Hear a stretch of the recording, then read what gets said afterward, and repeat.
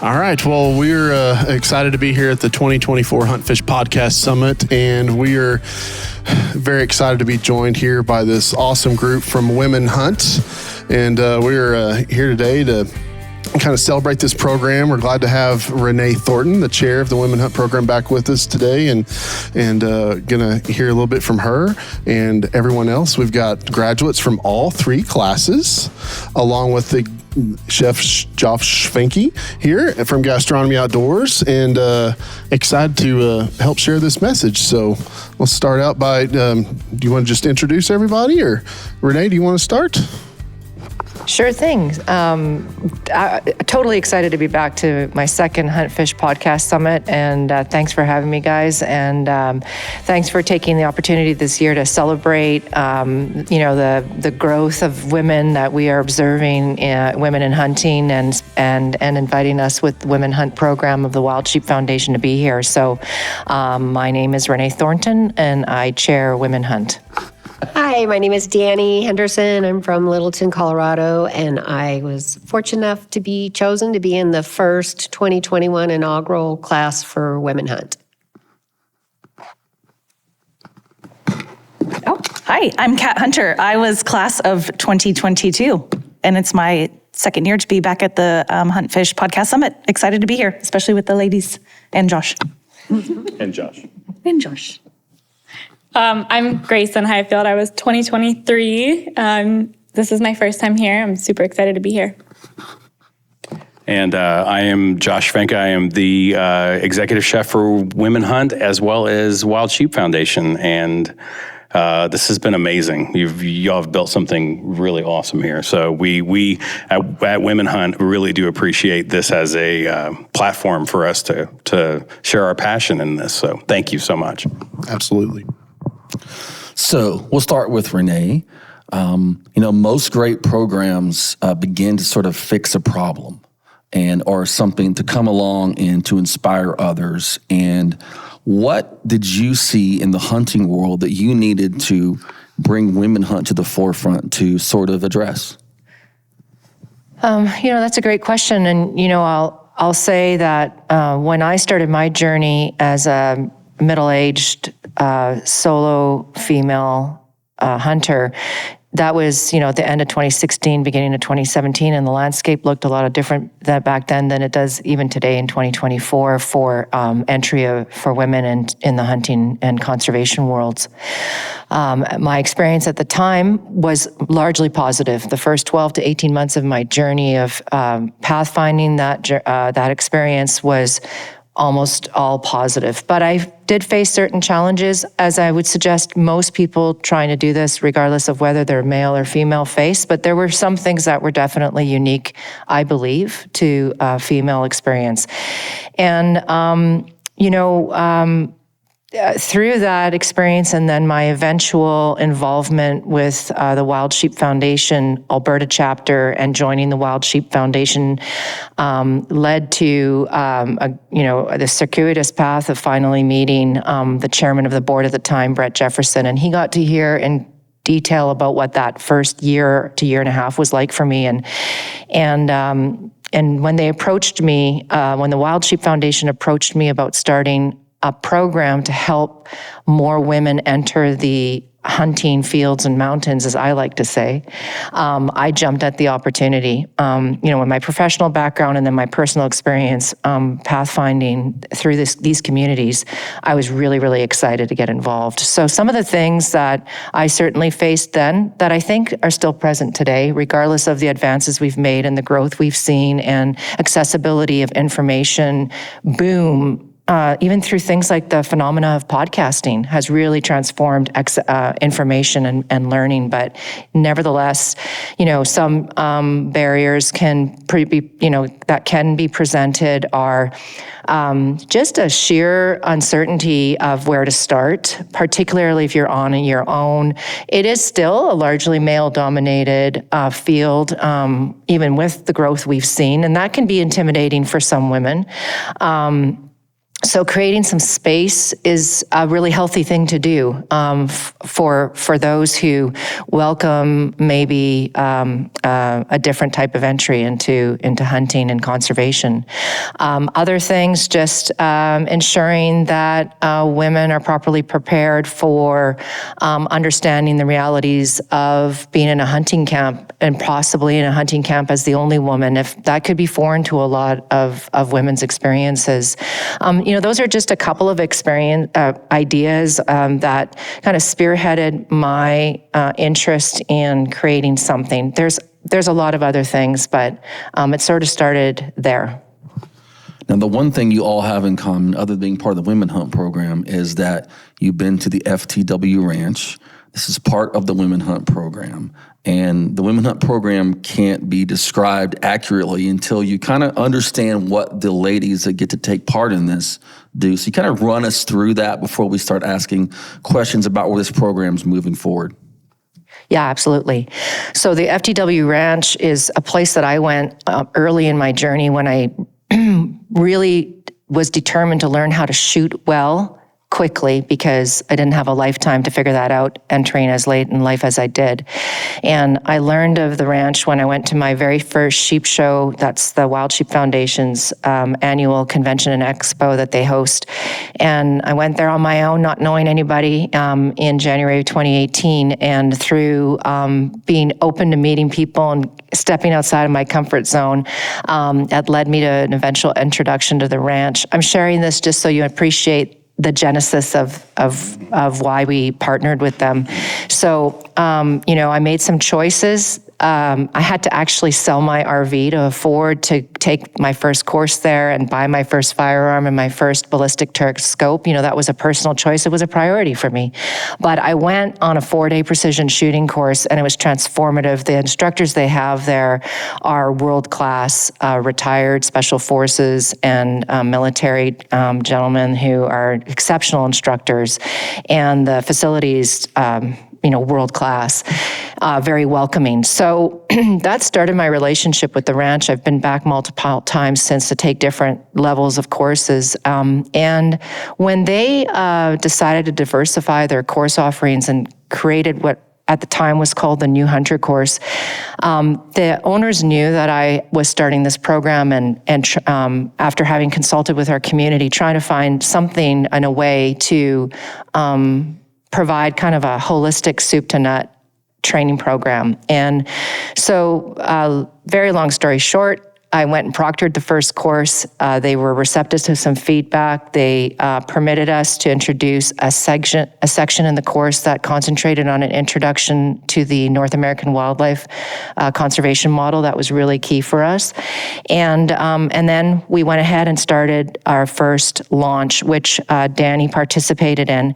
And so what the great thing is about this course, which is now called Field to Fork, is that in the span of 4.5 days, they can take a person who's never even handled a firearm once in their life, it doesn't even matter, and they will get you proficient, comfortable, familiar with your firearm and your optics.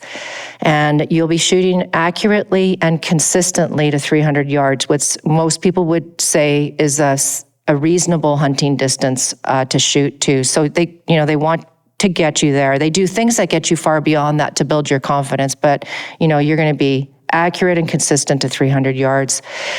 They teach other fundamentals and shooting positions and all sorts of great things. And then you're taught game identification, shot placement, field trailing. You get the opportunity to hunt white-tailed doe 4 times over the course of the course. I just realized course of the course. But that forms part of their management plan at the ranch. Sometimes they can expand the species that the women can hunt, depends on, what their needs are. But they teach field dressing, and then they bring in Chef from San Antonio, and Chef instructs butchering, prepare how to handle wild game, how to, he'll teach you knife techniques, all sorts of really cool things. And then really great stuff around how to prepare wild game in creative and different ways than one might think you can do with wild game.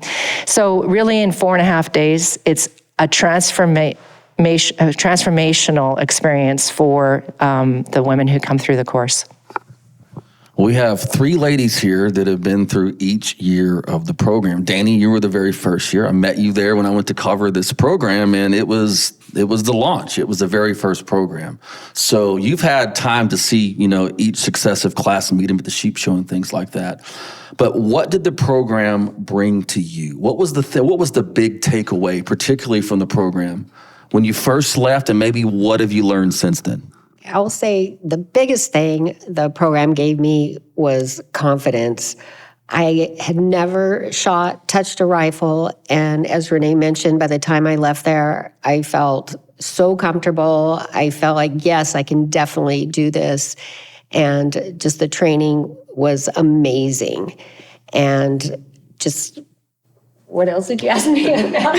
I'm sorry. I'm thinking back on it. It just makes me smile. The big takeaway from the program, confidence. You said confidence. That's a big thing. It was, because you think you can do something, but you don't know how. Where do I start? Who do I talk to? And it just transformed, and it was great. Amazing. Awesome. Kat, year 2. And, I've known a little bit more about your journey because you're a fellow Texan over here. Right. But when you came in, what were your expectations? And when you left, what did you take away from it that was like, oh man, this was maybe even better than I thought, or it had a deeper impact on you maybe? So originally I wanted to learn to hunt to pass it on to my daughter. I thought that would be an exceptional skill. The biggest thing that I was surprised by and most taken aback by was the love for conservation it gave me. Yeah. Grayson, now you're year 3 here, and we're going on year 4, which is just mind-blowing, right? Mm-hmm. And knowing a little bit about your journey, you were a vegetarian for many years. I was. So how did you first decide to go into the Women Hunting program? And the same question, what was your big takeaway?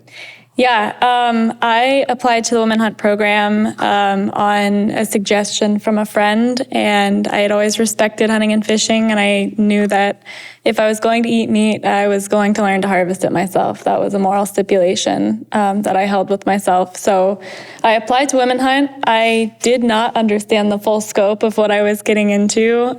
So grateful for what I have taken away from it. My biggest takeaway, honestly, I think, is my community that I've been able to form in these women. Both of what Danny and Kat have said, confidence and conservation, you learn so much just by being around so many experienced and beautiful people, but the community as well, I think, is the thing I'm most grateful for. Now, Chef Josh, having interviewed a lot of these women, one of the first things they will say is, it was amazing learning not only how to go out and, kill my own dinner, source my own protein, but to prepare it and do it in such a way that it was, amazing. And they learned a lot about the cooking part. That seemed like something to almost empower the women and inspire them to go out there. Absolutely. It's so I'm going to touch on what Renee was saying, that the barrier of entry for hunting, no matter the gender, it's a tall order to get over, right, for anybody, because there's the fear of doing it wrong, the fear of hurting the animal, the cost, but then to also be a woman and have that hurdle to jump over. It was a really big heart issue when Renee brought this project to me, and she was like, "Hey, we want you to be a large part of this."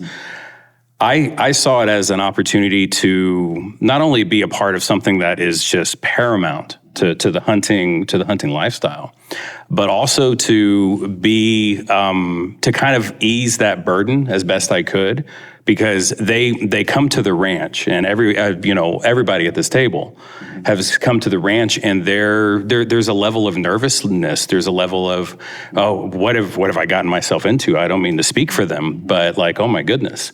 And then because of the facility that we have, and because of the curriculum that we've built, and because of the foresight that Renee has put into this program, we are now able to, spend time with them and kind of ease that and be like, hey, what you want to do is be able to take that protein that you have, bring it home, and not look at that whole barrier of entry as a waste.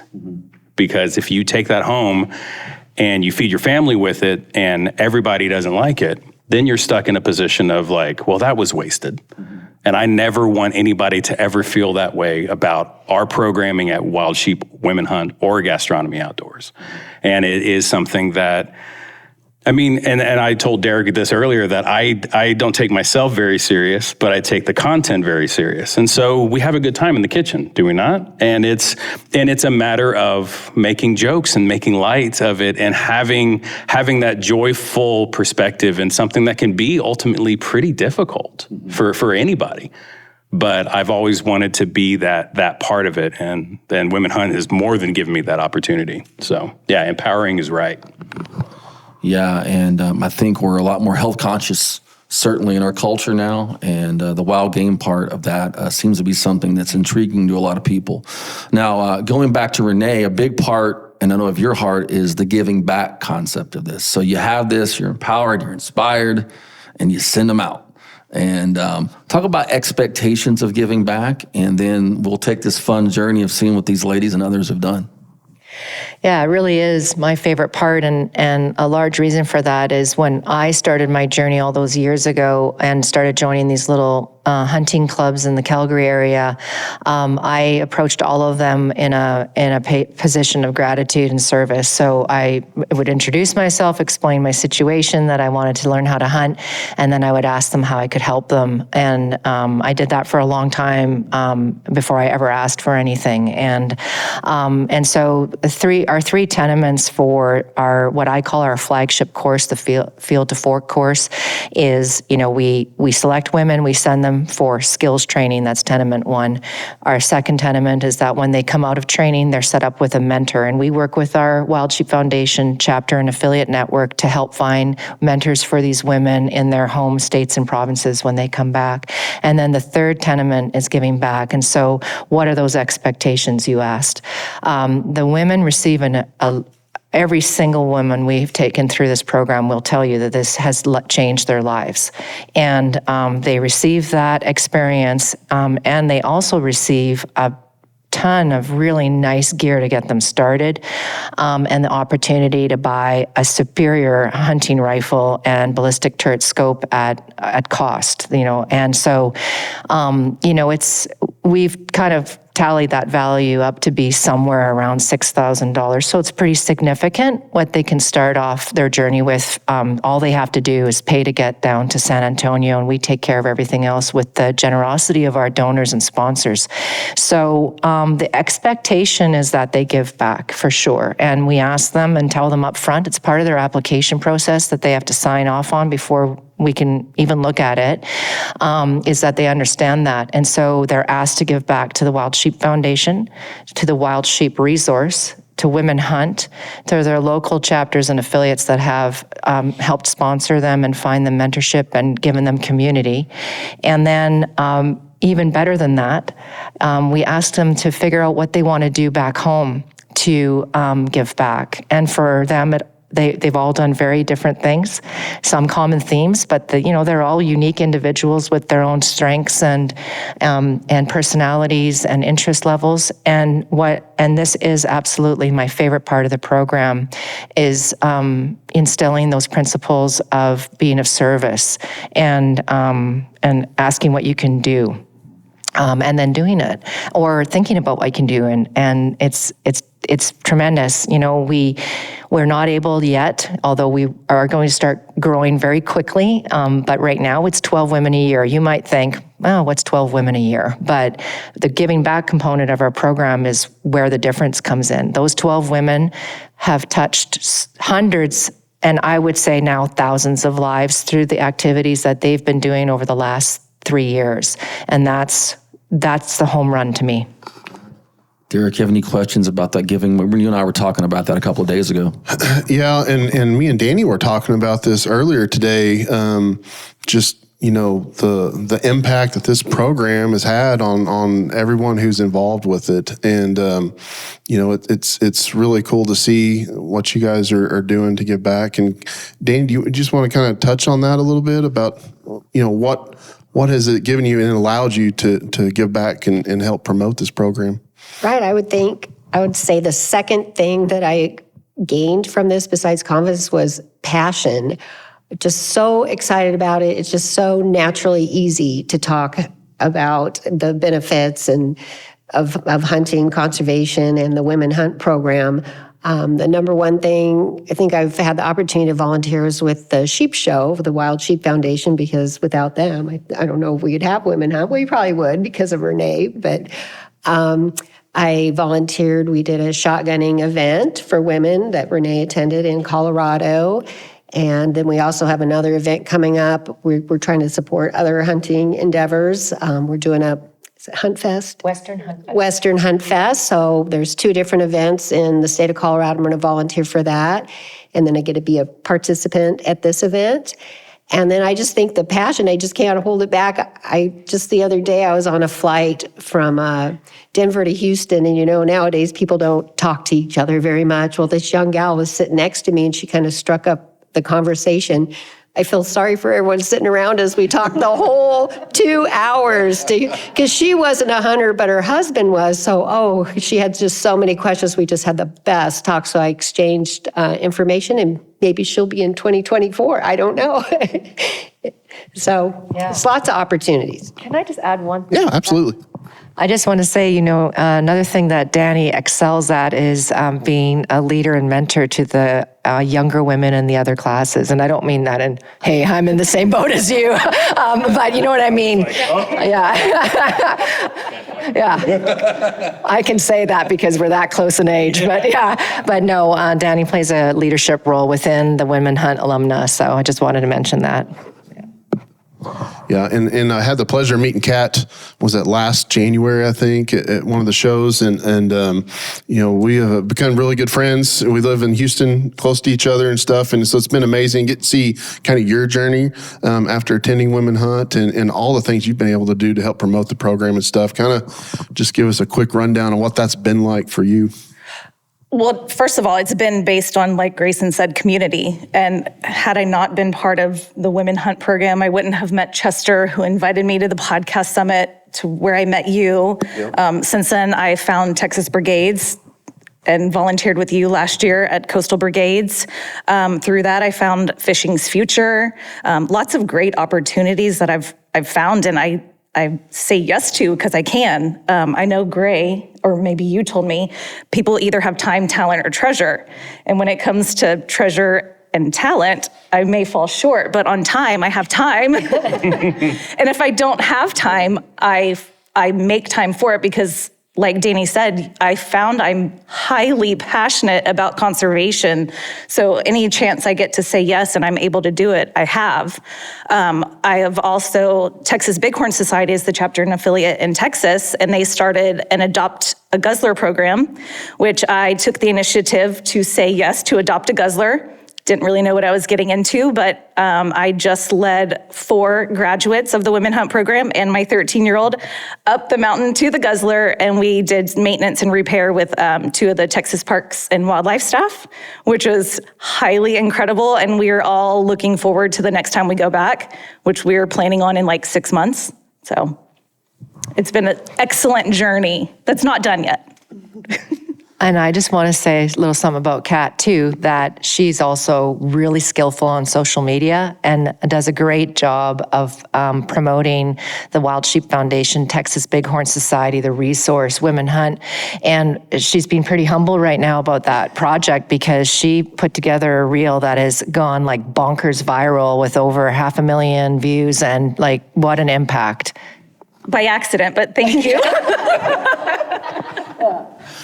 So Grayson, I met you at the 2024 Sheep Show, and I gave you my card because you're involved in writing. You want to communicate about like Women Hunt and conservation. And most people I do this with, I never hear from.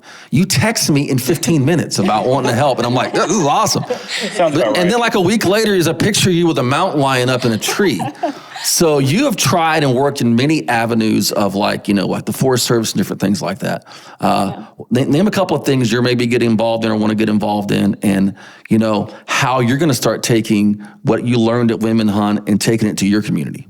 Yeah, well, we've talked a little bit about how I'd love to see my writing take off in a way that I can promote conservation. I've dedicated my career up to this point to conservation. I've worked for the Forest Service, for the Bureau of Land Management in different capacities and different titles. And from here, honestly, I would love to find opportunities. I mean, Kat is such an inspiration. She's just always finding new things to do. And I would love to be able to find new opportunities in my community. I've been so excited to be invited to these events. Like both of them said, it's so easy to be passionate about this. And it's so easy to just talk to people and inspire people when you're so excited to talk about it. So, just being involved in more events. And then I will be working with the Wyoming Wild Sheep Foundation chapter this summer, hopefully, and just getting to know people and continuing to network and put out the good word about this amazing program. And I would just like to say about Grayson, honestly, that, in the world of online posting and stuff like that, Grayson is an exceptionally good writer. And what I really appreciate about her posts is that she's so willing to be vulnerable in them. And she's very, her posts are really awesome to read. If you're not following her, you should, and start reading her posts. They're very moving. Thank you. I had a chance to interview you, Renée, from a Higher Calling Wildlife podcast. And you talked about a new part of what's going to be going on with like Women Hunt and the Wild Sheep Foundation's involved in. And it involves helping people with their mental health and a more of a healthy lifestyle. Can you touch on that? Yeah, for sure. And, I kind of glossed over a little bit the earlier question about some of the barriers to entry for women. And, some of them can be quite serious. And most of that, when I say that, I mean that most of that involves personal safety and security. And so, as I mentioned earlier, since I started building this program, we've always engaged our community and asked them, what is it that they want? And so at the beginning, we did that at the Wild Sheep Foundation Sheep Show and hosted seminars. And then we kind of got interrupted with COVID. And then when we came back out of the backside of that, we kicked off hard with the inaugural class and offering. And we continue to revisit with our community. And what I've been hearing prominently for the last 2 years is that they really would like us to do two things, and that is to increase our skills offerings, and that's one thing. But then the other thing is that they have a serious request from us to start doing something to build community and resources around wellness and well-being. And that is ranging from what we're hearing from mental health, addressing issues of loneliness as a big one that keeps coming up, and also, issues of safety and security, self-defense, and incidences unfortunately, that some have experienced within their, like whatever, a hunting camp or whatever the circumstance might have been. And I want to be super clear.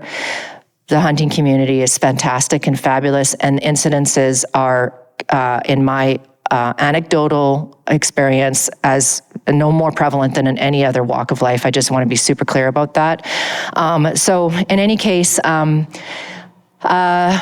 there is a member of the Wild Sheep Foundation. His name is Derek Blake, and he's a resident of Alaska, and his wife was a beautiful woman named Ruby Blake, and they were married a few years ago, and we were actually at their wedding. They're personal friends, and they had a baby girl. Her name is Harbor, and unfortunately, tragically, last year, Ruby died in a sudden accident, and Derek is a widower with a young baby, and Ruby was a survivor of domestic violence from her first marriage, and I'm not telling you anything that isn't publicly available here, but she suffered severe domestic violence, multiple hospitalizations, and extreme trauma, and she pursued all sorts of methods of healing, from therapy to medication to all sorts of things, and wasn't really able to get kind of past her traumas. And then she ended up meeting Derek, and Derek started introducing her to the outdoors and taking her hiking and fishing and eventually shooting and hunting.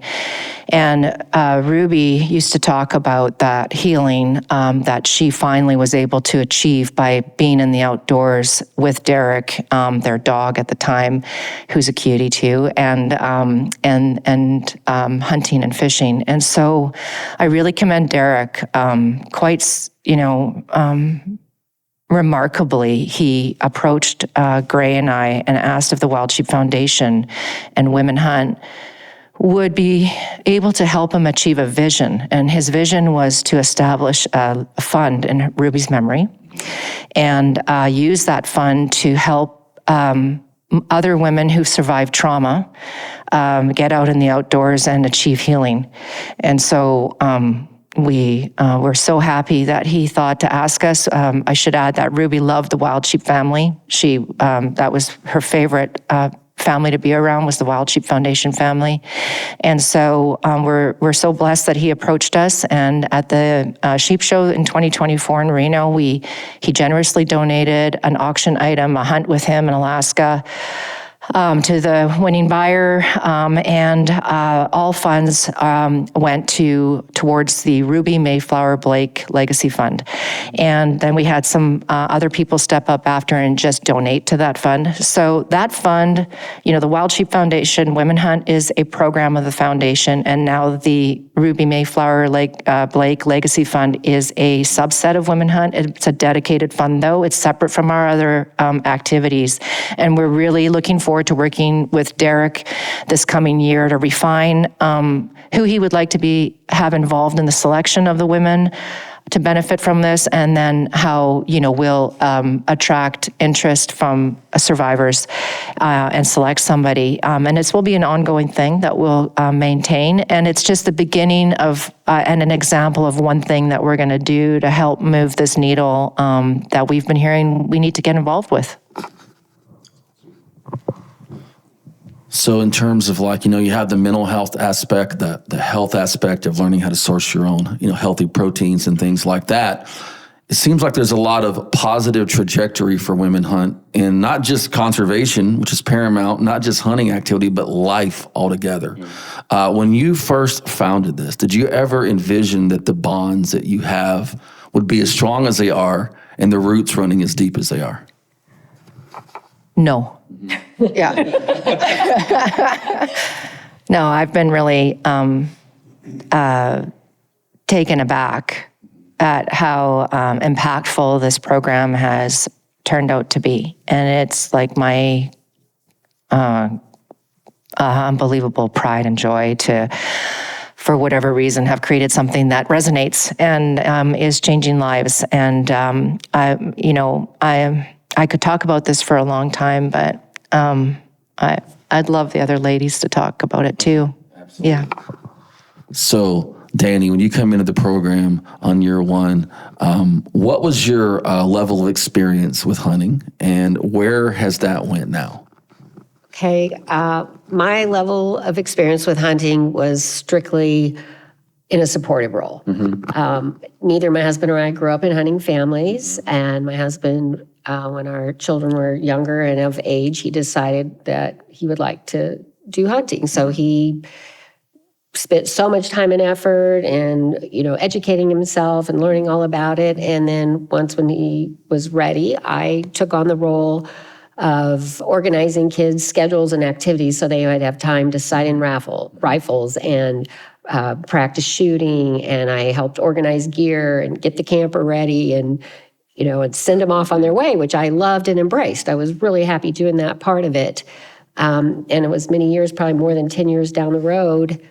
All of a sudden, I kind of in the back of my mind, I was thinking, well, maybe I want to do the hunting part. And I just happened to see on Facebook the Women Hunt program tagged with the Wild Sheep Foundation. And I started reading the questions on the application. And all of a sudden, I just go, this is it. This is my opportunity, my chance. Because I didn't want to, not that it would impose on my husband, but he had his hunting buddies and he had his relationship with the kids hunting. And I kind of felt this was I wanted to do it, not my way, but kind of do it my journey, my way. Well, I guess I did want to do it my way. Okay, I'm going to be honest.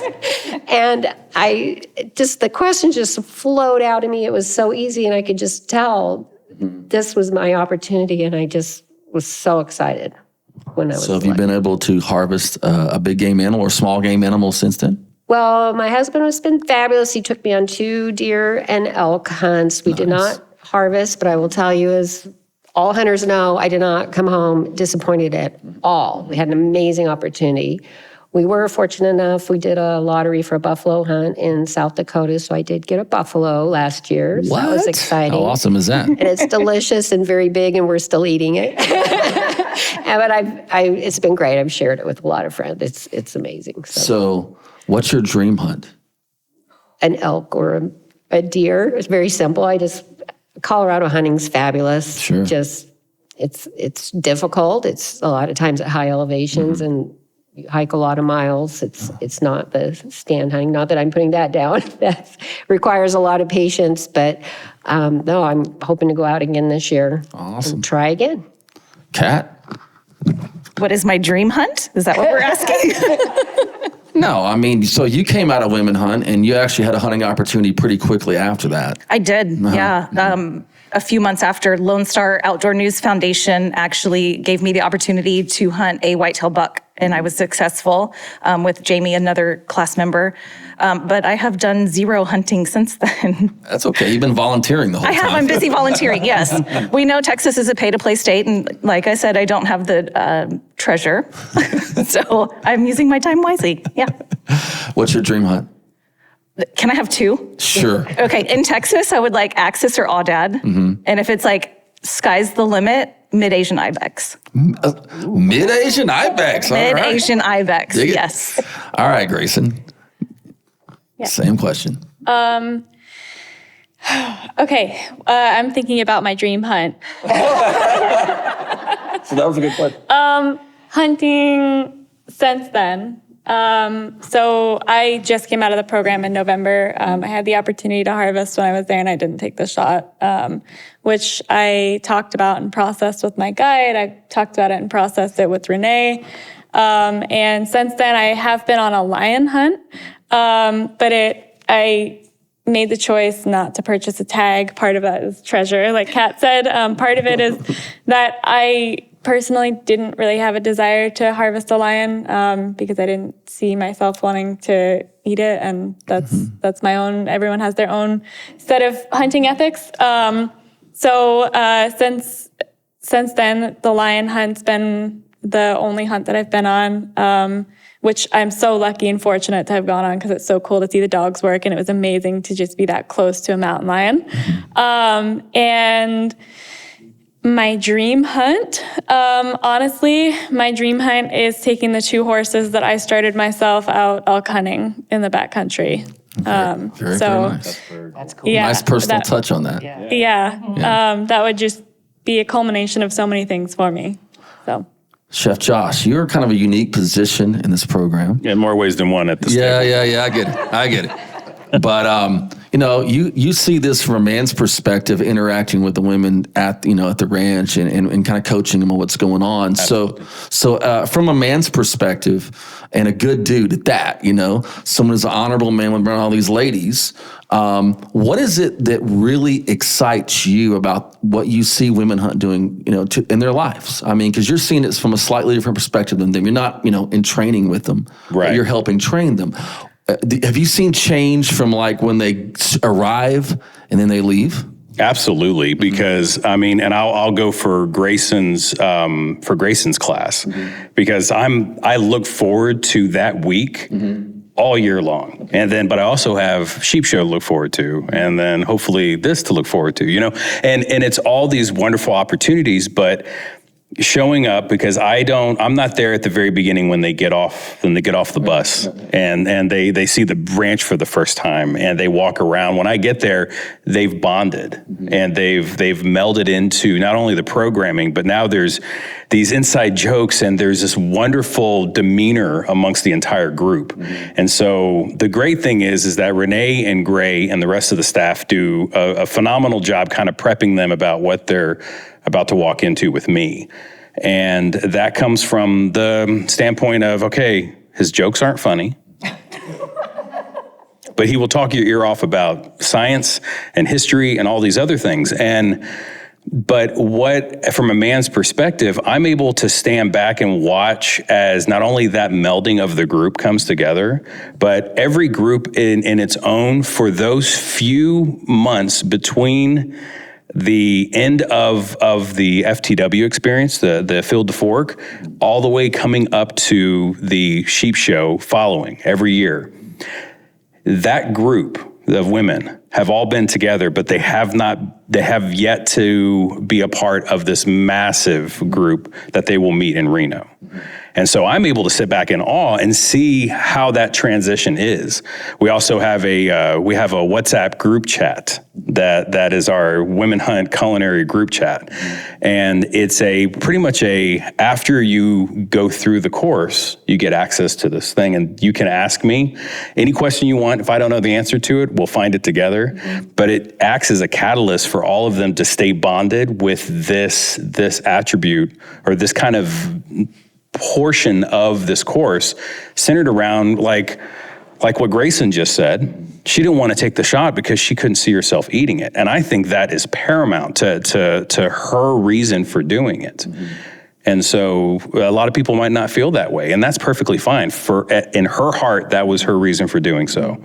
But we have this avenue of this chat, and we see each other at Sheep Show, and it's a reuniting of a family.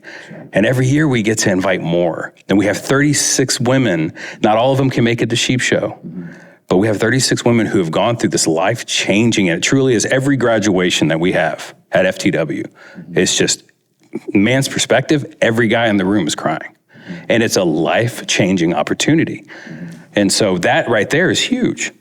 Yeah, like tough guys that served and like the toughest guys out there, bawling their eyes out. Yeah, it's really something to see. It really is. And also kudos to Chef for totally making himself available in that culinary chat. Like the ladies have exceptional access to an executive chef right at their fingertips whenever they're like, hey, Chef, can you remind me how to do this? Yeah. And then, remember, tip to bone.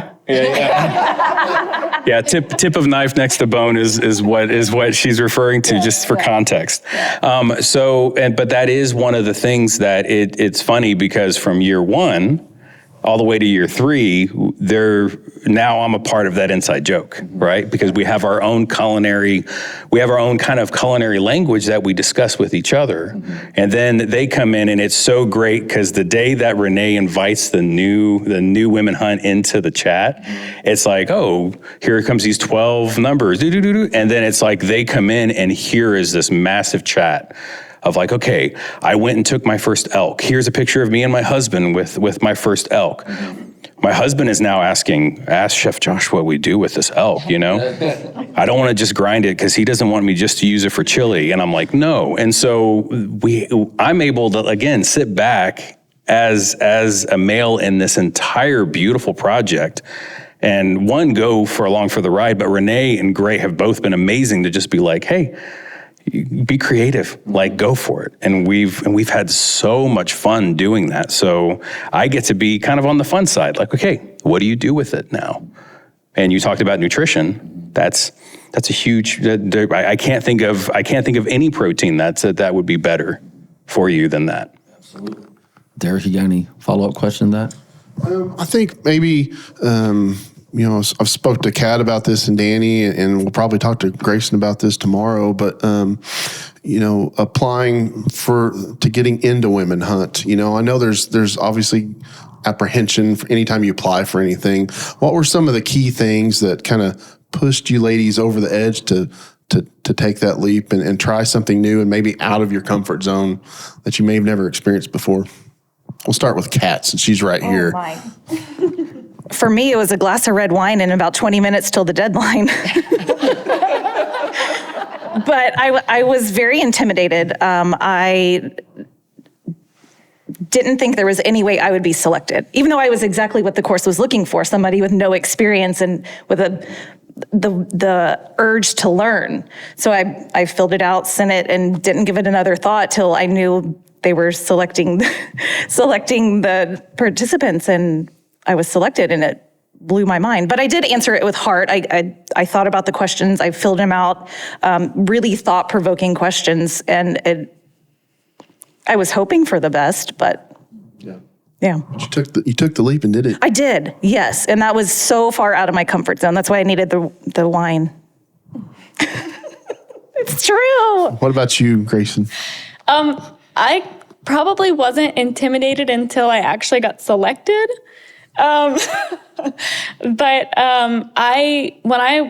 We talked about, I was a vegetarian for almost 20 years of my life, or mainly plant-based. And I had no intention of not being a vegetarian when I moved to Wyoming a year ago.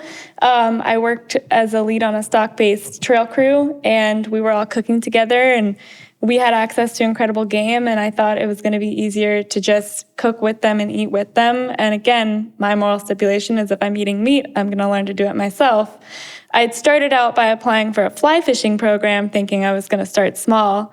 Got encouraged to apply for Women Hunt, somehow got in, and then all of a sudden I had a moment of, oh, this is really happening now. And then I got a little intimidated, but yeah, it was the application process, like Kat said, is so many thought-provoking questions, and I gave it my thoughtful and best answers because conservation is something I'm super passionate about. I just didn't really understand the scope of it until I got selected, and here I am. And Danny, I know we already talked about it a little bit earlier, but kind of go over that again for your point of view. Well, as I said a little earlier, I never really pictured I thought I would hunt someday, but I never thought how was I going to get there. And when I saw this contest application, I read the questions. I literally could not type fast enough. I don't even know where it came from. It just flowed out of me. I just felt like this is it. This was meant for me. And I don't want to say like I felt I deserved it, because I don't feel that way, but I think as a mom and raising a family, you always, you get to do great things, but you kind of put your needs back. You're supporting the family, and I love that and embraced it, as I said. But this, I just felt was my opportunity. And I don't know, I just felt that this was for me, and I was so excited. I can't even think of the words. I was so excited. Sorry. Well, this is a program of the Wild Sheep Foundation. One of the tenets is giving back to wild sheep conservation. So for you ladies who have been through this program, what did you learn about wild sheep that you didn't know before? And what would you like to contribute to wild sheep conservation? I mean, I think Kat's kind of started there a little bit with the Guzzler Project, but just talk about what you learned about wild sheep and maybe why you learned they need maybe a little more help than some of our other game animals. Well, as a lifetime Texan, I didn't even know we had bighorn sheep in Texas, so that was huge. And I think it's important to keep it going. There's been incredible efforts, and I want to be like a teeny tiny part of it. I think the next thing I really look forward to is growing the Texas Bighorn Society membership, getting younger people or more people interested in it. That's where I want to head. That's a good question. I honestly could say I remember the first bighorn I ever saw, but I grew up on the East Coast, so we don't have bighorn sheep out there. First time I ever saw one was off of I-70 in Colorado when I was young, and I remember exactly where it was standing, which I think can kind of show you the impact. They're such amazing animals, right? And I, live in an area now where I drive up the North Fork corridor and see them in the middle of the highway, which is incredible. So, I mean, I would love to, I'm still learning. I would love to continue opening my mind and learning and volunteering for the Wyoming Wild Sheep Foundation, continuing to volunteer for the Wild Sheep Foundation itself, and just finding ways to give back. Yeah. Danny lives in my favorite state other than Texas. He's in Colorado, and there's lots of bighorns there. So, let's talk about that in your state that's full of bighorns. Okay, there are a lot, and same. That's where I've seen them many times driving up into the mountains in I-70. Mm-hmm. I will say, truthfully, I had never even heard of the Wild Sheep Foundation before the Women Hunt Association, but then I learned very quickly. I think my biggest surprise was you think a wild sheep, a ram, is so hardy and strong. I've seen it many times, the Sherpas herding the domestic sheep in the Colorado mountains. I had no idea that the diseases transferred and were very devastating to the wild herds. That was my biggest education. So just giving back, I want to just keep volunteering at Sheep Show and spreading the education and letting other people see, how fragile the wild sheep really are and how we do have to make an effort to keep them. Absolutely. So, Renée, go ahead. Before we go, absolutely. One of the coolest things on our Adopt a Guzzler trip, we parked the car getting ready to go up to hike. We saw 3 bighorn at the bottom, and I was like, this is freaking incredible. And it kind of like solidified what I'm doing was totally worth it. Mm-hmm. That 2.5-hour hike or whatever it ended up being in 40-degree weather and howling winds, seeing those bighorn at the bottom was phenomenal. Because you and I were in a ministry trip to Colorado and saw several on the side of the road. Walked up to us almost. Walked up right to the car, that was incredible. But to see him in my home state on this trip I planned, that was cool. That was really cool. Okay, that's it. So Renée, just to kind of, to sort of encapsulate this, Women Hunt's no longer a concept. It's a proven entity. It is moving forward. There's new programs, parts being added to this. Where would you like to see this go in like the next 5 years? I mean, do you have a vision for like where you think this thing can go? Yeah, I definitely do. And, part of, there's multifacets to that. And so I've touched already on increasing our programming and offerings. So that definitely is key. And, we didn't create this training program. We're not the experts. What we do is partner with experts and have them deliver it. So, the next piece of business is going to be increasing opportunity and access.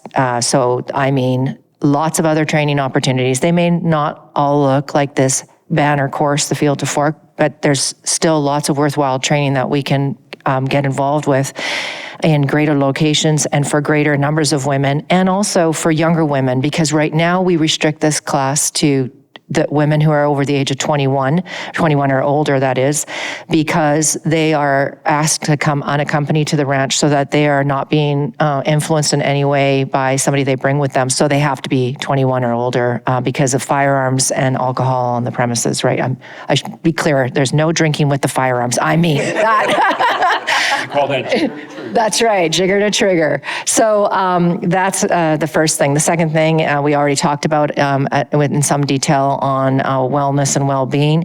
And then, professionally, my career in Canada was working for the Canadian federal government. I had a 30-year career, and the last half of my career was in senior positions that were more politically attached. And so I have a huge interest in the aspects of legislation and policy.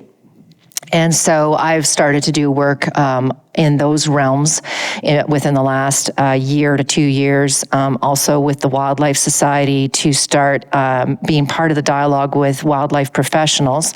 And Women Hunt has a presence at TWS's annual meetings, and we've been very, very well received there. And we're happy to be part of that conversation with young wildlife professionals who are either still in college or recently graduated, who there's a trend, as I understand, of these individuals individuals being from urban environments, so they're not from rural environments or agricultural farming environments. And so helping to increase understanding, or at least a different face of hunting, and the relationship there is with the wildlife professionals is really paramount. So the third thing for me is, professionally, I was all in the latter part of my career was all about collaborative partnerships and building relationships. And so that's what I also envisioned for the next 5 years, is increasing that voice with federal and state legislators and organizations that play at that level, and being part of that discourse. And then also in the mix with that, I love partnering with other organizations. So Danny referenced that she's going to be volunteering this summer with a newer archery competition group out of Colorado called Western Hunt Fest. And the Wild Sheep Foundation and Women Hunt are the title sponsors for this event for the next 3 years. Wild Sheep Foundation is the title sponsor, and Women Hunt is the title sponsor of their women's events. And so, that's a really exciting partnership, and we're going to be able to reach a different group of people and increase some awareness about the wild sheep resource and Women Hunt as well. And so I definitely see more growth with that kind of activity as well, increasing partnerships with great partners. And so, there are lots. I just want to say too, for anybody watching or listening to this, there are so many resources available to women who are thinking about entering the hunting, shooting, fishing, outdoor lifestyles. There are tons of great organizations. The Wild Sheep Foundation and Women Hunt is one, and I love what NWTF does, DU, MDF, like name your national partner. Everybody's doing great work. And, there's lots of things in your backyard with these national organizations, and then also with your local hunting clubs. And I just don't want that to be lost. There's lots and lots of great people out there doing great things, including companies, so outside of the NGO realm, private companies, and then private individuals who have great businesses and models to help support women. So, but anyways, back to growth and vision for the next 5 years. That kind of captures it in a broad sense. And I also, think about transition. I've been at the helm of Women Hunt, created it, and have been leading it since 2018. And I'm not done yet, but I won't do it forever. And so, I'm also in the next 5 years, part of my vision plan is involving a succession plan. So I'm working on that as well. Any final questions there? No, I just want to thank everybody for being here on this panel today. This was a really cool opportunity to do this, and thank you, Renee, for helping bring these ladies here this year. This has been really great. So, and Chef over there, it's like I thank you for all you do for this program and for Wild Sheep Foundation and getting the education part out there about cooking and how important that is with what we do. So. I think does anybody have any last words? We can wrap this up. I just want to say thank you very much to Derek, to you for the HuntFish podcast. I just love this event. I'm so delighted to be back a second time, and thank you to you guys for being open to even considering having this many members of the Women Hunt family out this year to just try something a little different. I think this was really fun, and thank you.